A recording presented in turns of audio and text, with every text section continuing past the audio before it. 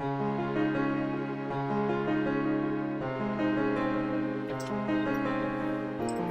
everybody, welcome here.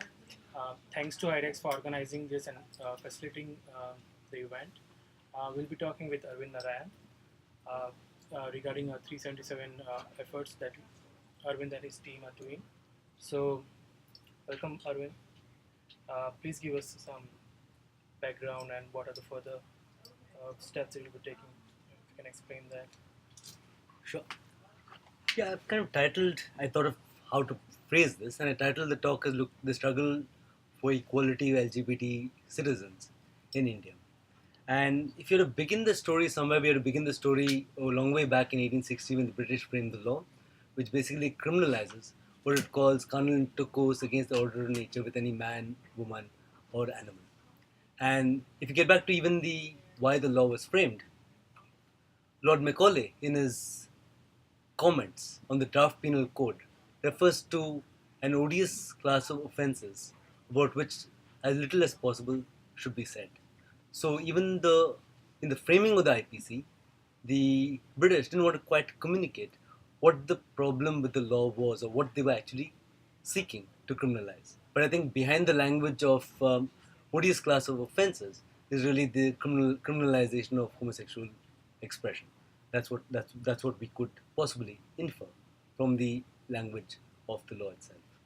And if you were to tell the story of the struggle against this particular law, there are many ways of telling that story. I'm just going to try one way of telling you the story, which is tell you the story through four cases uh, and four characters who, in some ways, search for freedom. And among the four characters, the first character would be, in fact, the first reported case of prosecution slash persecution under Section 377, which is a case in 1885 of a transgender person called Khairati.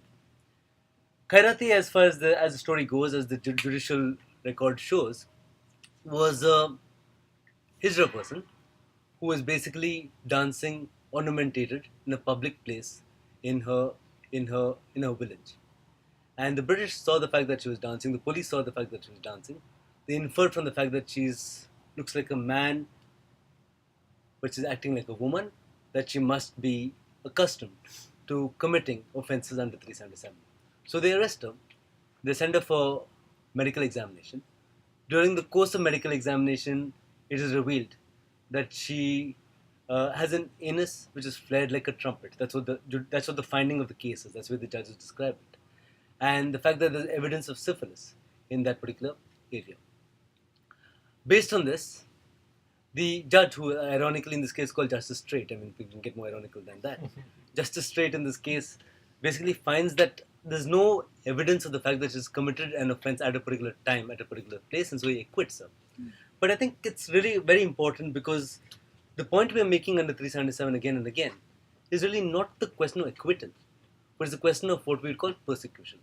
Because the point to pay attention to, which I think holds relevance even till today, is not the fact that Khairati was acquitted, but the fact that she was subjected to the indignity of medical examination, the fact that based on the way she looked, she was arrested, and the fact that she's subjected to police harassment and violence. And that's really the core, in some senses, the core of the central issue which we face under 377 till today. It links up, of course, to 2013, where the judge makes the point that the less than 100 reported cases of prosecution under 377.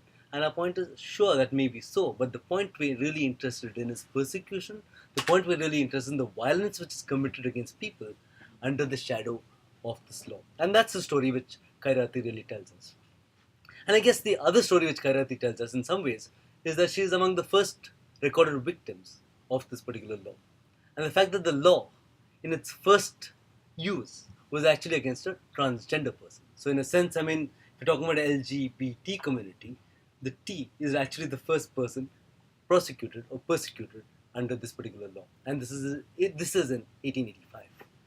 The second story I want to tell you, the case I want to tell you about, is 1935, is the prosecution of one person called Naushirwan in a place called Sindh.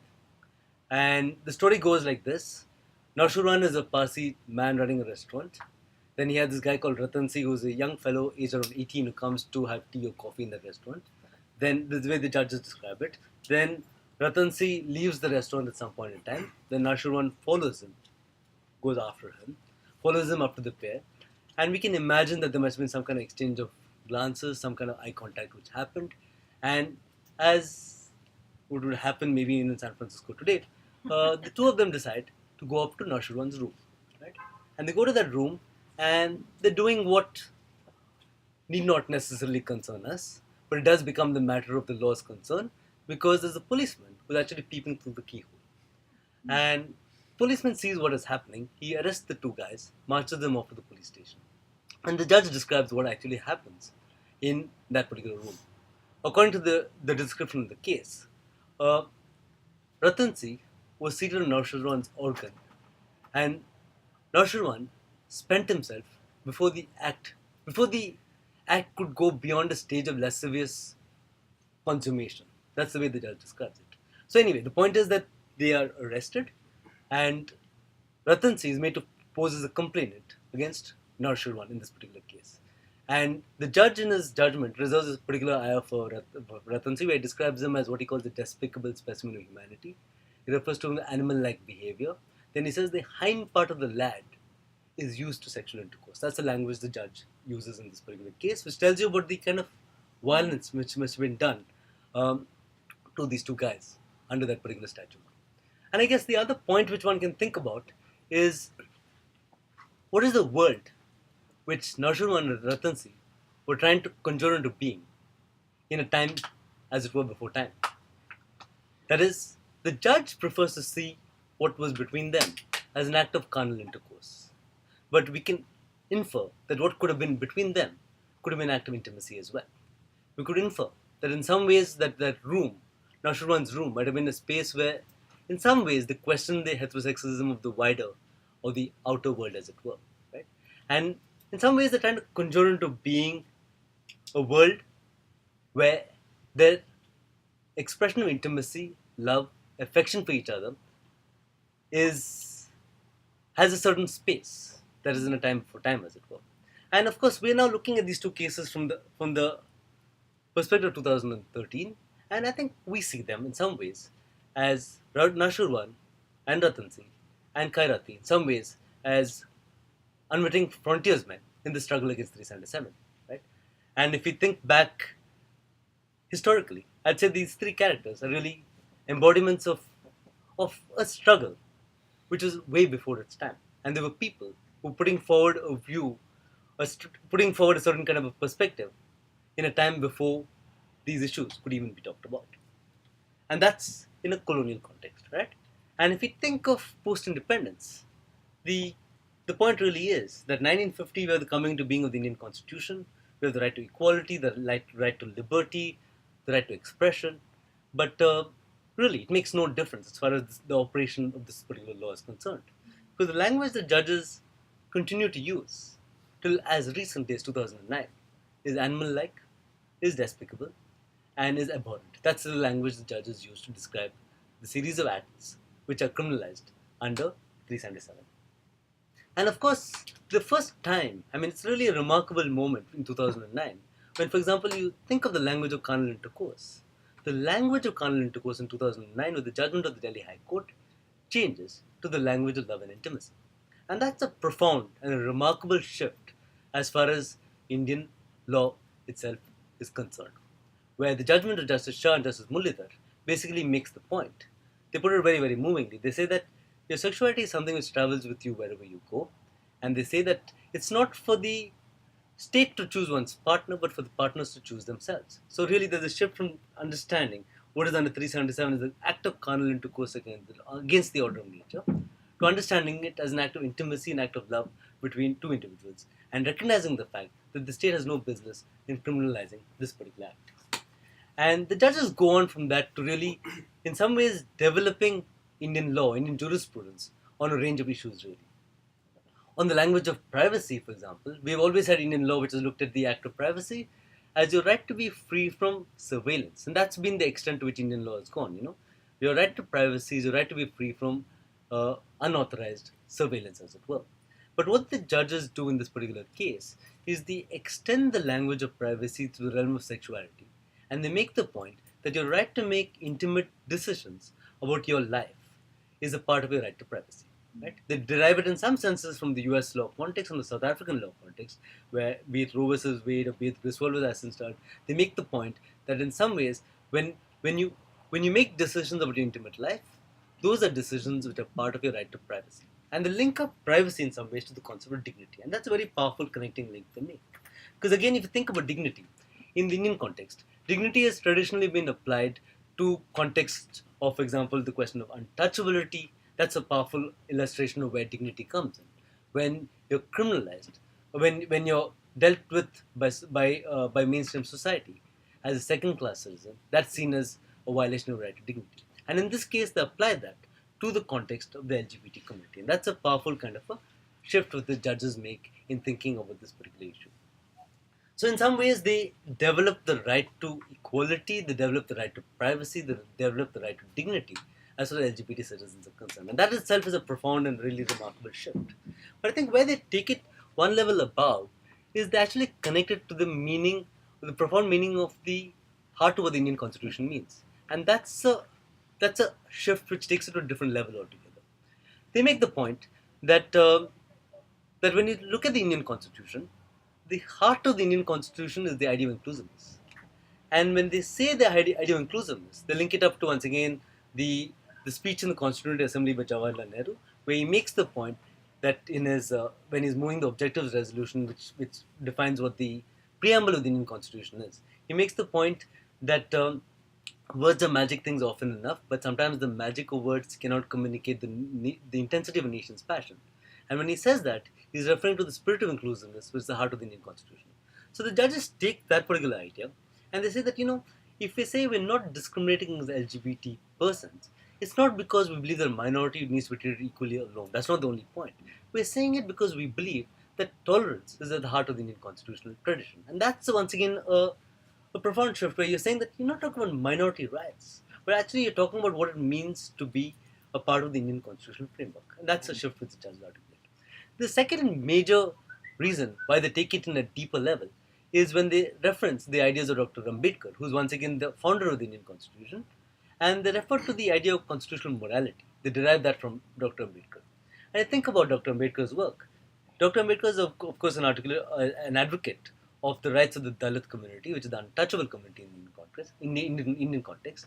And in his opinion, a democracy in India could never be a majoritarian democracy. Because in a graded, hierarchical, and divided society like India, if democracy meant majority opinion prevails at all points in time, then what happens to the minority like the Dalit community? They have no rights whatsoever in this country. So, in his opinion, the majority opinion is always controlled by the principles of the Constitution. So, morality, be it a public morality, be it public opinion, cannot be a way in which you determine, to which you hold hostage the rights of the minority. The minority rights will always have to be seen within the framework of the constitutional morality, and majorities cannot hold minorities to ransom. That's really the understanding of Dr. Ambedkar. And the judges use this once again to say that, as far as we're concerned, you cannot discriminate against the LGBT community because that goes against the very profound understanding of what it means to be a citizen in the Indian context. Because in a graded, hierarchical, and divided society like India, the judiciary has to play the role of a counter-majoritarian institution. That is, democracy in India is not a majoritarian democracy; it's a constitutional democracy. So, I mean, this is what the judges come up with in 2009.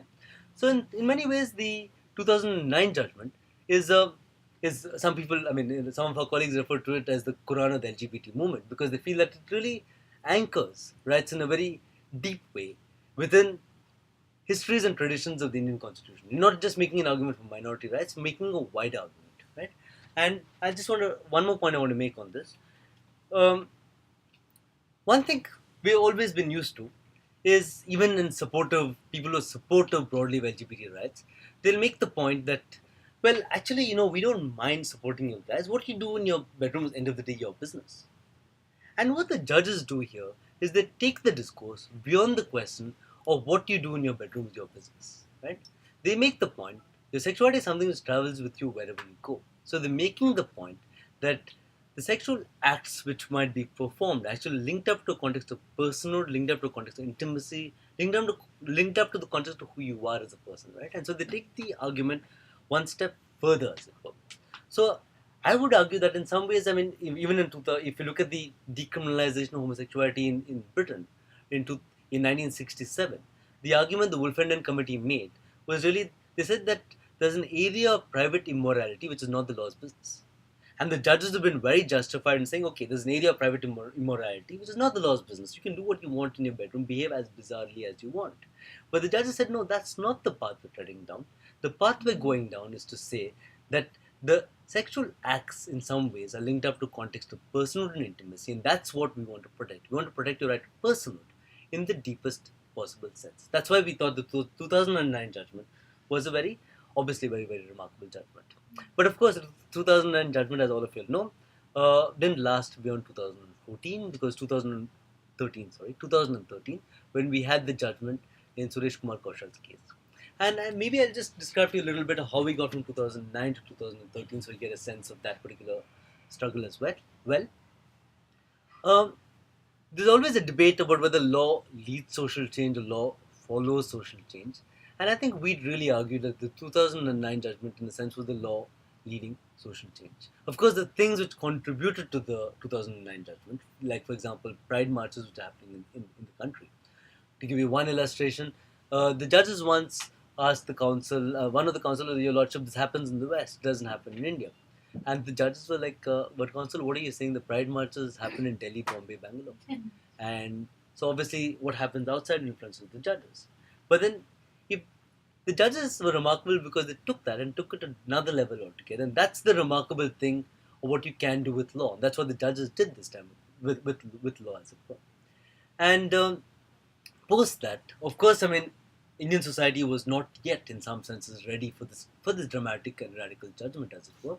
And the best illustration of that was within 7 days of the judgment coming, the first appeal against the judgment was filed by this chap called Suresh Kumar Kaushal, who is an astrologer, and Mukesh Kumar Kaushal, who is a psychologist, psychologist, right?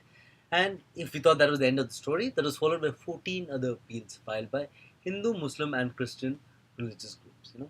They range from the National Churches Council, Apostolic Churches Alliance, Muslim Munnetra Kazhagam, to Baba Ramdev, to the Manu Krantikari Manuvadi Party, to Delhi Child Rights Commission. Range of, in some senses, if you saw the TV shows at the time, for the first time we'll see Hindu, Muslim, and Christian all together on the same panel, as it were. It's like, wow, everybody's together.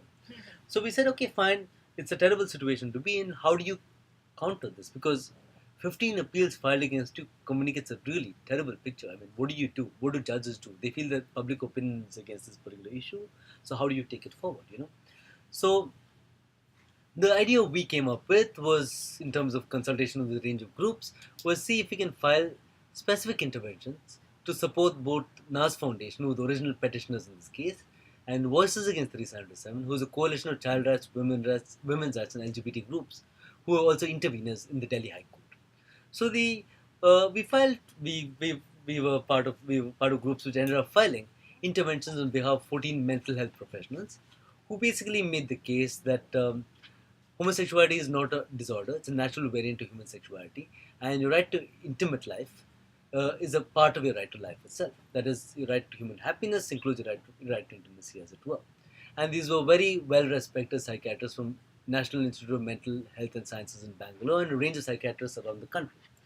Then there was another intervention filed by 16 teachers led by Nivedita Menon and others, who made the point that as teachers and as we know people who are lesbian, gay, bisexual, transgender, we have students who are lesbian, gay, bisexual, transgender, and the way we see this issue as a part of a wider human rights framework. We've been a part of workers' struggles, we've been part of range of struggles, and this is part of the work, this is part of a human rights framework in the broader sense, as it were. There's also an intervention filed by 11 law professors led by Ratna Kapoor, who made a similar point, saying that, as law professors, we believe that this law really needs to go.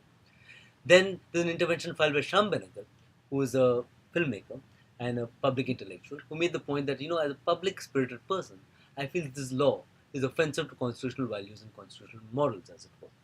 Then we also had an intervention filed by 19 parents of LGBT persons, and parents were from around the country. They were from Delhi, they were from Bombay, they were from Calcutta, they were from Hyderabad, Bangalore, Kerala, uh, uh, places in West Bengal, and places around the country really. And these 19 parents, they made the point that when comes to 377, there's nobody who knows the impact of 377 better than we as parents of LGBT persons. When we're at home, we suffer the fear that our children could be arrested at any moment in time when they're outside. We feel that 377 affects our right to enjoy our family life. And we feel that 377 is a profound offense as far as our family values are concerned. Right? And so they kind of turn the discourse around, as it were. And I just want to make this point also to illustrate the fact that, we were talking about this many times, that we feel that 377 is really a struggle against the law. But it's also a social struggle, it's a political struggle, it's a cultural struggle, it's a struggle against a certain mindset as well. It's a process of public education in some ways, And 2009 judgment took forward the process of public education. And in some ways, the parents' intervention, thinking about it, I was thinking about it, that we would not have had 19 parents intervening in 2009. We have 19 parents intervening in 2011 because in some ways of the 2009 judgment. So the law in some sense enables parents to come forward and be supportive, as it were. And the parents in turn took the discussion, as I said, beyond the courts of law. If you had watched the Barka Dutt show, which is a well-known Indian TV host, and there's one show she did on which she did on 377, in which there's a very moving image of these three mothers sitting with the three in saris, obviously, with bindis, looking very, very traditional, as it were, with the three kids sitting next to them, And they were saying the most radical things. They're saying 377 affects family values. They're saying, how can you criminalize our children and stuff on those lines. So, I was just thinking that in some ways, when LGBT activists speak, you reach a certain constituency. But when mothers and family members speak, you reach a certain wider constituency. So, in a sense, the debate really went out in many ways through, I think, in particular, the parents' intervention. And okay, and then we had the hearings before the Justice Singhvi and Justice Mukhopadhyay, and during the hearings, I think we realized once again. All this talk about carnal intercourse vis-a-vis right to love and intimacy, it came together as far as 2011 were concerned during the course of the hearings, because the judges were not interested in love and intimacy. They were saying, tell me what is carnal intercourse against the order of nature. They were only interested in what is the meaning of the phrase against the order of nature, and what is the meaning of carnal intercourse against the order of nature. So I guess in some ways we knew that the judges are not empathetic, but also I think there's such a widespread change around, as it were, that nobody believed it's going to go badly. Apart from some of the lawyers who worked on the case, everybody was like, you guys are crazy. It's going to go well. What can the judges do? Public opinion is with us. There's nothing which can go against you, as it were. And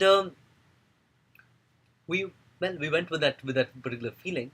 And the day of judgment on December 13th, when Justice Singhvi pronounced the particular judgment, I think it was a sense of shock as far as the entire community was concerned. And in some ways, as activists, we were kind of prepared for it. We said, if it goes negatively, how do we respond? So we had thought a little bit about what would be the ramifications of a negative judgment. And in our thinking, of course, it was the worst possible judgment one could give, and I'll describe to you a little bit about why it was. As Vikram Seth put it, he put it very beautifully. As activists, of course, our first response was to call it a black day for human rights, which is the most imaginative thing we could think of as activists at that moment in time. But then Vikram Seth put it as a bad day for law and love. And I thought that's a really beautiful way of putting it. And I really thought a lot more about why did he describe it as a bad day for law and love. And I came up with a couple of reasons why it's a bad day for law and love. It's a bad day for love, quite obviously, because you've shifted once again. This wonderful movement of Indian law from carnal intercourse against the order of nature to the right to love, which is the heart of the Nas judgment, is now shifted back again. We're back again to the language of carnal intercourse against the order of nature. Again, within the terms of the law, there's no hospitable space for the ideas of love and intimacy. And that's what the 2013 judgment really did. And that's why, in no uncertain terms, one would describe it as a bad day for love. But I think equally important is why is it a bad day for law? And that's maybe the reason which is little less well known, as it were. Because if you read the judgment closely, you'll realize that it's a bad day for law because at the most fundamental level, if you think, give me 1 second.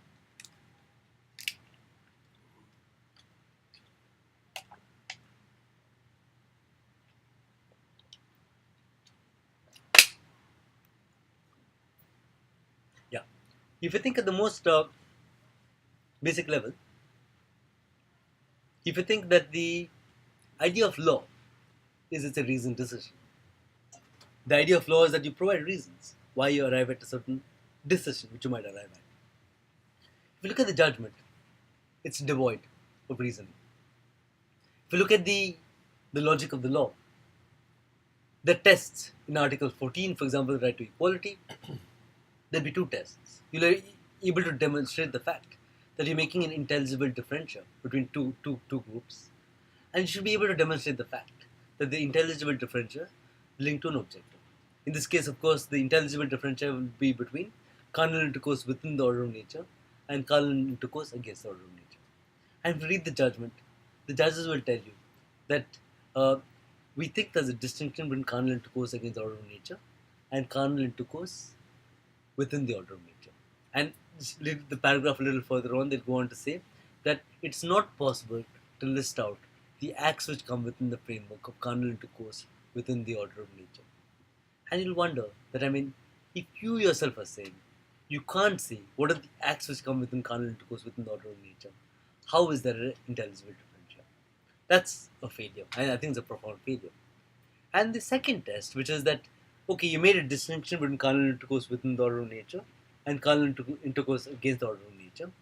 What is the objective to which it is linked? You ask the question, what is the objective to which it is linked? The judges don't respond to that question. There's nothing in the judgment which tells you what is the objective of making this distinction. So in that sense, it's a failure of law at its most profound, at most basic, not profound, most basic level, right? And look at the argumentation on the right to privacy or the right to dignity. They'll list out all the case law, which tells you what the right to privacy encompasses, what the right to dignity encompasses. They will not apply that to the argumentation on 377 and tell you why 377 doesn't violate your right to privacy or your right to dignity. And that's like a failure of law at its really most basic level. But I think even beyond the failure of law at its most basic level, what is disturbing is the fact of what it does as far as constitutional principles are concerned. If you take two core constitutional principles, one is that human rights, fundamental rights are universal. The fact that there's no numerical bar for you to access your fundamental rights. The judges go against on that line of thinking, because they make the point that the LGBT community is a minuscule minority and hence is not entitled to challenge the constitutional validity of Section 377 of the IPC. And in our viewpoint, there's nowhere in the Constitution is it laid down that the minuscule minority does not have the right to challenge a law. And the Constitution is built on the premise that you protect the rights of all persons, regardless of how minuscule they might be, even within a minority of one, as the case may be. And that's the law laid down by the Supreme Court. So they literally go against the thinking of the Indian Supreme Court itself. And the second reason why they fail in a big way is because they make the point that let Parliament decide this particular matter. And again, people say that maybe it's okay, maybe Parliament should decide this matter. But again, that's not the scheme of the Indian Constitution. Because the Indian Constitution, as I mentioned before, recognizes the fact that if you are a minority who's a despised minority, then the only recourse you will have is really the recourse to the courts of law. And so the judiciary cannot abdicate its constitutional responsibility to protect the rights of minuscule minorities or minorities as the case may be. And so that's a failure once again in a deeper sense of what law means. I think, but beyond that is what one of our senior counsel, Mr. Shamdevan, indicated, is really in some sense a failure of sensibility. right? And that's the deepest, in some sense, the failure which you see as far as the judgment is concerned.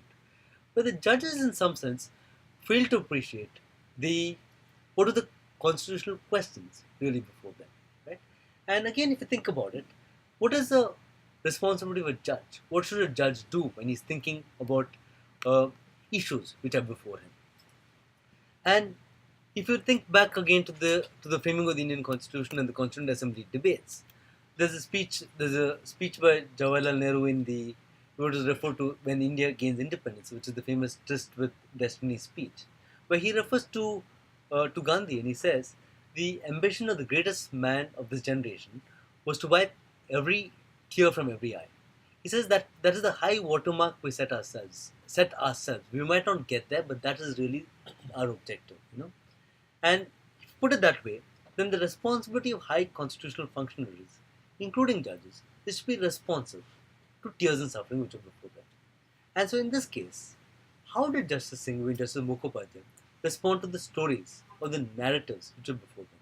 I just want to read out to you two, briefly, two affidavits which were filed before them and which were read out by two of the senior counsel, actually, read out by both Mr. Ashok Desai and Mr. Sham Dewan. One was an affidavit of a transgender person called Kokila, who was subjected to brutal rape and torture in a police station in Bangalore. I read out just a small part of what she had to say, and which was read out before the judges. Uh, what Kokila testified to in affidavit, she said, I suffered severe injuries on my hands, palms, buttocks, shoulder, and legs. The police also burned my nipples and chapti, which is the vaginal portion of the hijra, with a burning coir rope. One policeman of the rank of SI positioned his rifle on my chapti and threatened to shoot me. He also kept pushing the rifle butt and lathi into the chapti and kept saying, do you have a vagina? Can this go inside? While other policemen were laughing. This was done with the specific purpose of insulting me by insisting that I, as a transsexual woman, was not a real woman, as I was not born with a vagina. The other affidavit was an affidavit of Vijayalakshmi Roy Chowdhury, who was the mother of a gay man reared by senior counsel Ashok Desai. She says, my child is living with the agony and disrespect of being penalized at any point of time under an unjust law. It stopped him from coming out for long. Even after he came out, he always felt insulted since he can't live his life equally celebrated and accepted by the law and the society. The thought that Anis could, for no fault of his own, be harassed by the state makes 377 totally unacceptable for any otherwise law-abiding, just, and self-respecting citizen. So really, the only point I want to make is that as far as the way we saw it, there were tears and suffering aplenty in front of the judges. The judges chose to disregard this in terms of the judgment which they came to, which was described by, once again, one of our senior counsel, Mr. Shamdevan, as a particularly savage judgment in terms of its failure of judicial empathy, which is like a quality which 2009 showed in profound measure. In 2013, they failed completely to even empathize with what were the questions or the issues really before them. So the judgment they came to, in some ways, would be, I think you would see it really as among maybe the three worst decisions of the Indian Supreme Court. The previous decision, which was as bad, and which once again is important to mention because what it triggered was really the Mathura judgment, which is referred to as the Mathura case. So Mathura was a 16-year-old tribal girl who was raped by policemen within a police station at 9 o'clock at night. And after then she filed the case. The Bombay High Court convicted the two policemen, and the Supreme Court acquitted the policemen. Supreme Court acquitted the policemen on the grounds that there were no injuries on Mathura's body. There were no injuries on her body. It indicates that she must have gone willingly of own volition and had sex with these two policemen. And this is the Supreme Court of India. And what it did post that is it triggered in some sense, the modern women's movement. It emerged as the struggle against violence, and that's really the birth, in some sense, of the Indian women's movement, which is Mathura, which is a very, very important movement. The other judgment which you can compare this particular judgment to is really the emergency judgment, which is 1975, where the Indian Supreme Court basically held that if the executive declares an emergency, you have no right to move for your right to life, a petition for your right to life under habeas corpus under Article 21. They suspended the right to life in 1975. And again, you see this as a profound failure of the Indian Constitution. So in some ways, our argument is, as far as this judgment is concerned, in many ways, if you take the percentage of the population, which is say 7 to 10%, it will be 70 to 80 million people. You're talking about a range of people who really criminalize under this particular law, right? So it's as bad in the implications as the other two judgments one was referring to. So we've said how bad the judgment is. We've said how good the previous 2009 judgment was. So I guess the final question, which I'll address and leave it open to questions, is where does one go from here? And I think the story, just to bring it up to date, is post the judgment, we had the appeal, an appeal where the review petition, which was filed by all the parties which I described till now. And the review petitions were also had narratives, once again, affidavits of the harm suffered by people post the judgment in the last 1 month, as it were, in terms of uh, harm as far as in terms of increased violence as far as public spaces is concerned, increased level of problems as far as self-esteem, as far as psychiatrist testimonies are concerned, increased problems with respect to acceptance in families and in workspaces due to this particular judgment. And the review bench dismissed the review petitions with a one-line order saying that we see no reason to disturb the order of the Supreme Court in Suresh Kumar Kaushal. And post that, the framework of the Constitution is you have something called, you can file something called a curative petition, which can be filed in cases of what they call irremediable injustice, uh, and which and matters which in some ways shock the judicial conscience. So we file the curative petition, and often what the Supreme Court does when you file a curative petition is they dismiss it in chambers, without giving you a hearing. And the curative petition goes before the three senior judges of the Supreme Court, plus the two review bench judges, as it were. And here we had a tiny sliver of hope opening out, as it were, because what has happened is the judges have decided to grant an oral hearing as far as the curative petition is concerned. So when the court reopens in July, the curative petitions will come up for hearing, and let us see how it goes. And again, to describe a little bit of the last date when the open court hearing was granted, the most of the senior counsel, as far as the Indian Supreme Court were concerned, were actually on the side of saying that the law should go. We had Harish Salve, Mukul Rohtgi, Sham Devan, Ashok Desai, a range of senior counsel there, making the argument that in some ways that this is a blot on the history of the Indian Supreme Court, saying this is something which is a matter of institutional self-correction, and we have to take action on this matter now, as it were. And one hopes that this language has some kind of impact, and we hope that the Supreme Court will be able to deliver on this point. And that's where the legalities of the thing lie, right? But I think, as I already indicated, I think it's partly legal, it's also social, it's also cultural. And I think the way we see it is what the 2013 judgment has done is it's politicized a whole range of people saying that, this law is unconscionable and really needs to go. So in some senses, it also created almost a range of new generation of activists who are saying that we can't take this judgment has to go. Range of protests around this particular issue. We had a global day of rage just after the judgment, which I think cities around the world participated in, including San Francisco, as well as a number of cities within the Indian context. And I just want to narrate maybe once again to indicate how, in some senses, a certain global imagination had worked as well. As what one of our colleagues in Delhi, the way he put it, he spoke about. He said, when we're protesting this judgment in Delhi here, the people protesting this judgment in cities around the country, he mentioned the name of the city, and there'd be a yell from the crowd, as it were. He'd say Moradabad, or he'd say Delhi, Bombay, Bangalore, Calcutta, San Francisco, and people would kind of indicate that they would feel that the fact that you're not alone or isolated as far as the case is concerned. The fact that the kind of global concern around this issue was very powerfully communicated. And one of our colleagues, he actually narrated a poem from here, a poem by Langston Hughes, which goes in Hindi, not in English, but in Hindi. It goes, "What happens to dream deferred? Does it dry up like a raisin in the sun? Does it run like stinking meat, or does it explode?" And his submission was really this. He said, what we're going to do through this is we're going to ensure that this dream explodes. That was his entire thinking, right? And that's what we see around us in terms of, I feel in many ways, you see politicization on a wider scale than ever before, to the extent that a mainstream political party like the Congress Party, which in a million years had never expected to take a position on this issue, should have come out openly supportive of the LGBT rights issue. So has the Aam Aadmi Party, so has the CPIM, so has the Janata Dal secular in the Karnataka context. A range of political parties are taking a position on this, and that's never happened before. So once again, we see the fact that in many ways, the discourse has really taken a different life of its own. And so let's see where that particular struggle goes, as it were. And one last point, maybe to mention, and then I'll wrap up now, is in the middle of this entire doom and gloom around this entire judgment, as far as the law is concerned, we had this really remarkable judgment by the Supreme Court on transgender rights. And once again, it's two judges of the Indian Supreme Court, and they came up with this most progressive thinking what transgender rights in the Indian context could mean. They made 2 points.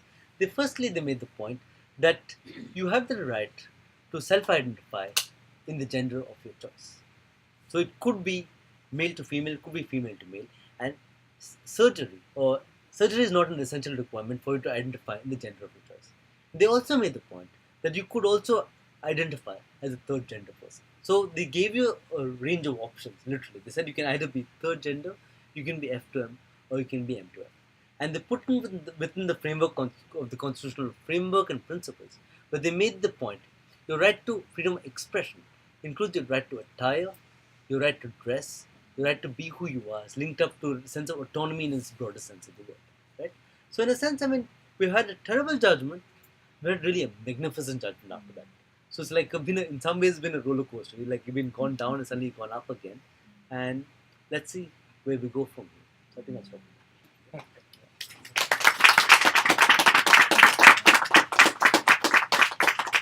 So the 2009 judgment was the 2009 judgment kind of supported the LGBT community based on the main three constitutional acts. Act number 14, 15, and 21. 14 is the right to equality before law. 15 is the non-discrimination based on religion, race, sex, and caste. And 21 is the right to protection of life and personal liberty. So that is one point. Second point, which most of the time the courts talk about, is using 377 against the people like pedophiles, especially against the that they do against the young boys. So that was one point. But in 2012, they came up with the act called as POCSO, the protection of children from sexual offences. So that is kind of a strong point that we have going forward, right? And the third point that you just mentioned about the acceptance of the transgender rights. So considering all these 3 points, how does the future look in terms of strengthening the case? Yeah, I mean, once again, our point has always been that we don't think of the LGB and the T issues separately, as it were, right? Because if you think of the transgender judgment, it's a remarkable judgment in every aspect. The only thing it doesn't give you is it basically implies that transgender people shouldn't have any sex. That's the one limitation, as it were. So if you take the logical implication of the transgender judgment's right to personhood forward, it is an implicit critique of the Kaushal judgment. The judges, because the two-judge bench, they can't really comment on another two-judge bench decision. So they say we're not going to comment, but in effect, they end up making the point that the 2013 judgment gets its facts right. They say that in terms of the entire question of the Kairati judgment which I narrated, is something which the transgender judgment talks about. It says that, there is a history of prosecution of transgender people under 377. And though we can't comment upon it, that's clearly a part of the entire story. So, once again, we hope that the transgender judgment is something which the Supreme Court will, in the curative petition, will take seriously and look at the fact that there are certain contradictions which really need to be resolved. So, I think a lot hinges on the way the judges respond in the curative petition on this particular question. Anybody have any questions? Just to clarify, are there two judges on the Supreme Court? Yeah, the Indian Supreme Court has 28 judges. 28. And they sit in benches of 2 on matters of substantial constitutional importance. A bench of 5 judges could be constituted. And in fact, one of the prayers in the curative petition would be this: that this matter should be heard by bench of 5 judges. It should be heard by constitutional bench because it's a matter of high constitutional importance and it should be decided by 5 judge bench, not by 2 judge bench. As it were. And are they all appointed or any of them elected? Yeah, the language of the constitutional provision is that the president appoints the judges in consultation with the chief justice. And the Supreme Court has interpreted the word consultation to mean effective consultation. What in effect they've said is the Chief Justice, along with 2 senior judges, will appoint the judges of the Supreme Court. So the Indian Supreme Court actually appoints itself. I'm sorry, I came in late. My name is Ram. I don't know if you've answered this question. How is this going to be approached? What would be the arguments for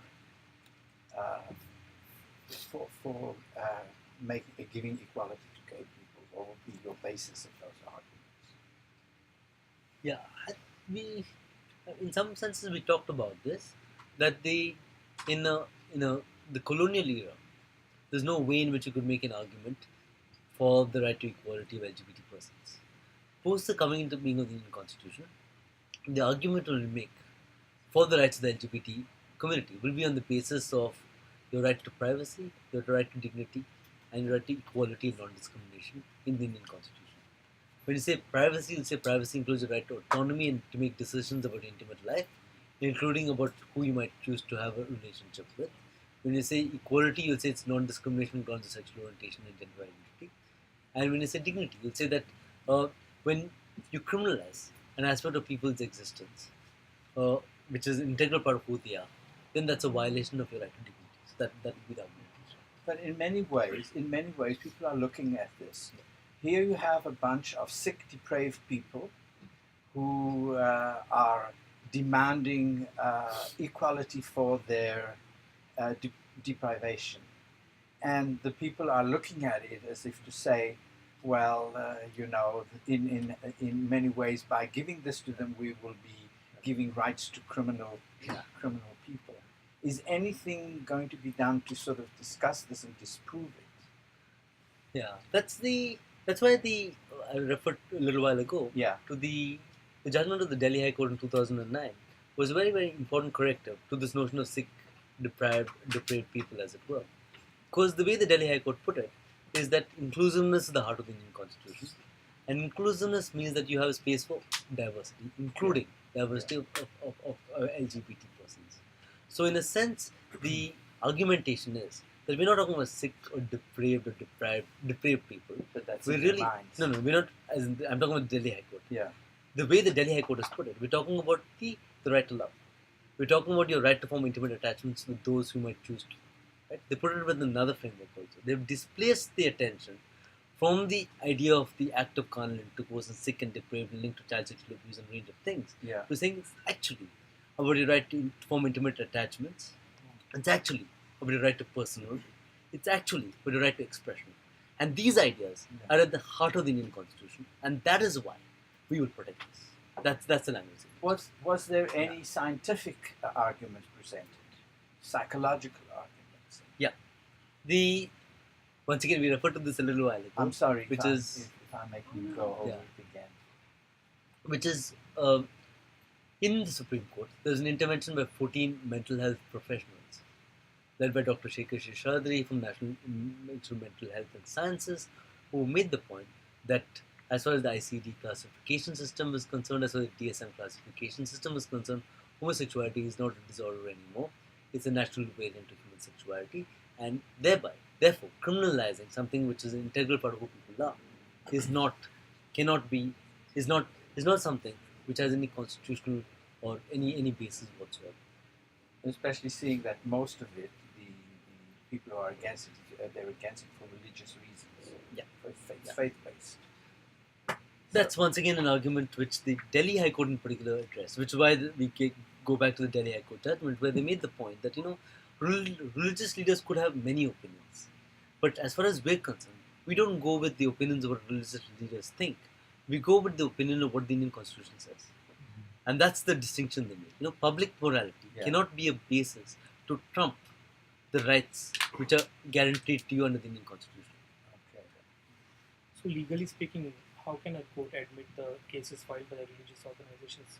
Because this is sex is a personal matter, whereas religion is totally different matter.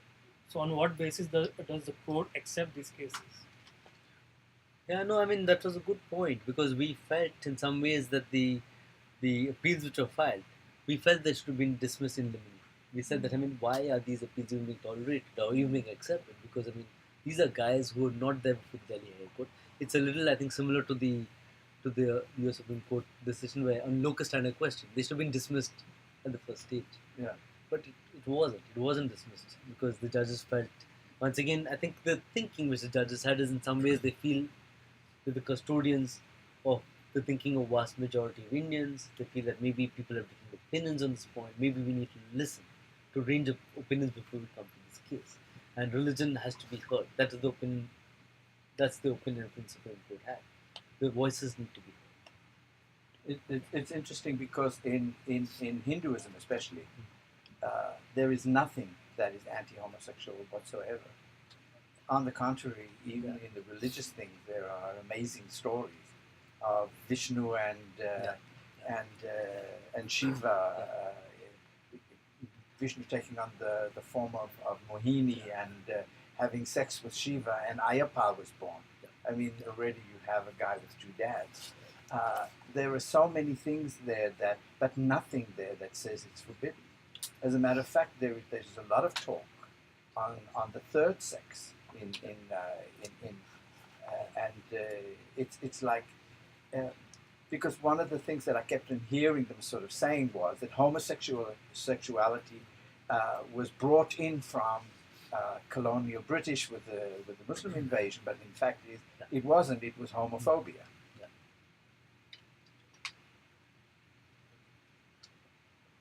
I have a few questions, and if I get a call, I have to take it. I apologize. What can we do at this point to influence the judges? Like, is there something that can be done from here to help? And also, when I visited India after this judgment happened, to be really honest, there wasn't much in the media, and there was not much talk about even like public about it. Although my family, most of them know, nobody even remotely brought it up. They're okay with me as long as it's hush-hush. So, is there anything we can do from here that can provide help in some ways, whether it's financial, whether it's exposure? We did what we did for a limited time, and then it's over and done with for us in the way that, bad decision, but my life goes on. So is there anything we can do to influence the judge's decision? I mean, everything is, apply pressure from there. There's definitely something we can do here, and I'll share that, but Arvind, if you have anything you'd like to mention first. Sure. So with a partnership with IDEX, International Development Exchange Committee, and all these guys, they've established themselves as an international grant maker for us, and our goal is to raise $10,000 that could be tax deductible. That is tax deductible for from individual donors, but to raise that money so that it then gets sent to organizations in India that are doing grassroots work to influence and change the hearts and minds of people there. And I would say right now, I don't know how much we've raised to date, maybe at least 1,000, if not a little bit more, but we've brought envelopes here, and it's through this partnership with IDEX that they're going to be doing all the vetting of the organizations that receive the funding. They'll make sure they follow all the specific reporting requirements so the funds are used appropriately, but it's a real opportunity, I think, to contribute. Is this online also? Like Yeah, so that's the link, idex.org/donate no going back. Yeah. And Bipin, we brought envelopes too that for checks and use cash for anonymous donations. Yeah, what I was thinking is I can put it on my Facebook and make my friends say, hey guys, let's do this. And then everybody who's my friend can say, yeah, I'll share it with you. And then just make sure you know that it's that for you. There's a section on this site where you have to put in their blank field, no going back, otherwise they won't necessarily know because it's a more generic site that it's the funds are directed for this particular use. But and I would suggest you grab some envelopes too for everyone. That would be great. I mean, the commitment we made to IDEX is, that 10,000 mark, then they would send the money. It might be worth renegotiating that, but at least for now, we haven't done a real big push. And so Arvind coming was an opportunity to really spread the word with you guys.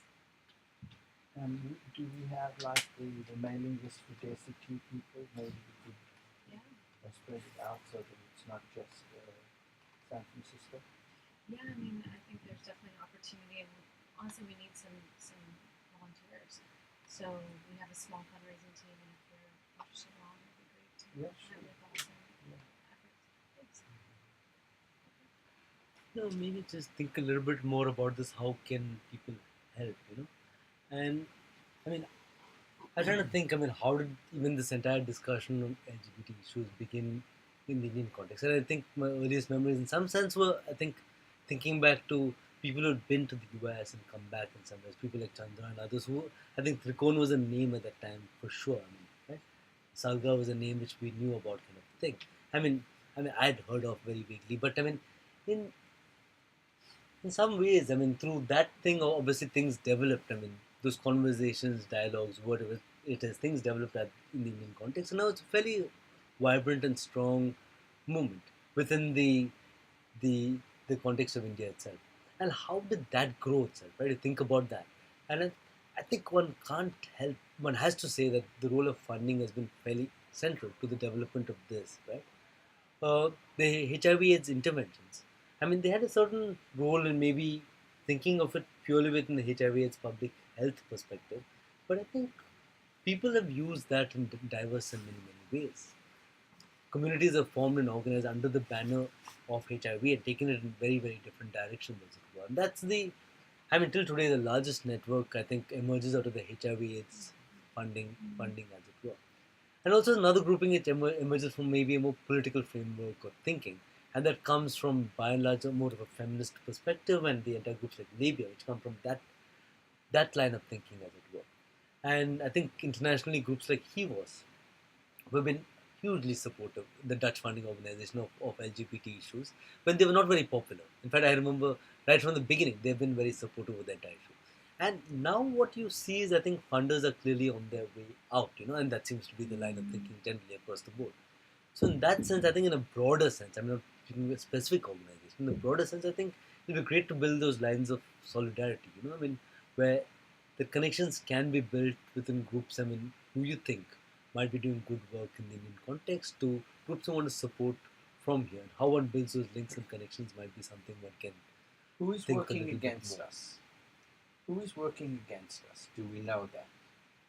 These are all the religious organizations. I mentioned 15 groups actually, Hindu, Muslim, and Christian religious groups who have been working in terms of as far as the supporting the law is concerned, and Yeah.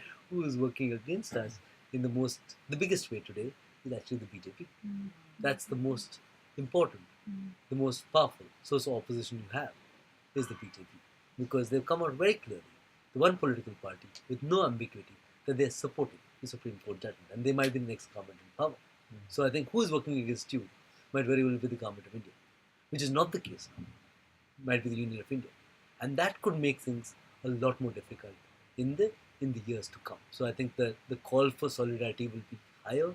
The need for solidarity might actually be. So these more judges important. have a lot of pressure on them, coming from. Yeah, and that's the I guess in some senses the frustrating part, because it was an ideal scenario for them not to have gone down this path. You had the Union of India, the Government Council, who is making the point in court that Section 377 is an example of sexual imperialism, making the point that we support the Delhi High Court judgment, the reasoned, well-argued judgment, we support the judgment. In spite of what the Union of India says, in no unambiguous terms, they chose to give this particular judgment, right? And they, I mean, in some senses, I mean, if you're being completely dispassionate about the issue, you'll say, okay, fine, great, here's a judge who's not responsible to public pressure. The public pressure was on him, the government pressure was on him, and yet They went against the grain, as it were. So the only hope, of course, is that even if the BJP is in power, you want the court to play the role of a counter-majoritarian institution. That is, so what if the BJP is in power? So what if the Union of India is against LGBT rights? The court can still strike down the law. And that's the hope we would still have. So, I'm sorry, go ahead. no, actually, I want to be respectful of our host's time. And we asked to be here from 5 to 6. So, maybe we can take this conversation and continue it informally in other avenues. But I just want to thank Arvind for being here and educating us. And maybe we can end on that hopeful note that, come July when you are discussing your curative petition, that it goes well. And I think here, as a part of Trikone and the No Going Back group, we'd love to continue to support you. I think here our best efforts are to donate so that we can financially support the grassroots efforts that are happening in India. But I do agree that we need to continue to collaborate and be there in solidarity for the groups in India. So thank you so much. I just had one last question. One of my friends wanted to ask this question. The carnal intercourse does not apply for a women-to-women sexual intercourse, right? So does that mean the women-to-women sexual intercourse have all kind of liberty? No, it's once again, it's a Which would be a good thing if at all that is No, there. it's a good question. It's a good question because technically you're right. I mean, as far as carnal intercourse against the order of nature is concerned, it says penetration is sufficient to constitute the offense, which means that women will not come within the framework. But then technicality and the use of the law are very, very different things. Because 2009 judgment narrates this case of these two women who were runaway couple as it were, because they want run away to get married. They just run away together. And the family of one filed a kidnapping case against the younger woman, right? And the two were both arrested, produced before the magistrate. And before the magistrate, the argument which was made is that these women are lesbians. That's one of the arguments of the family, right? And it should not matter. You're right. Technically, it shouldn't matter. So what are the lesbians? They can't commit an offense under 377. But the judge sends the woman back to her natal family, making the observation there is an allegation of an offense under 377. So the argument really is there's a presumption of committing an offense under this law. And that presumption extends in the Kairati case of transgender persons, as far as this case is concerned, to lesbians, and extends for the gay men is concerned. So the extends to a range of people really. That's why this law is such a profoundly dangerous law and why it needs to go. Yeah, thanks. That's okay. We can do it. So what are your Let's plans continue. next since, I know you've got some friends that you No, want to meet up and they I'm open to meeting up. I'm fine. We can just hang out wherever you guys suggest. We can go on. Sure. All right. Thanks a lot, Arvind. Thank you. It was very Thank you, everybody. So where would we go with such a large group? depending on who all is available, and I think you also invited some people, right, Arvind? Do Yeah. you already have a set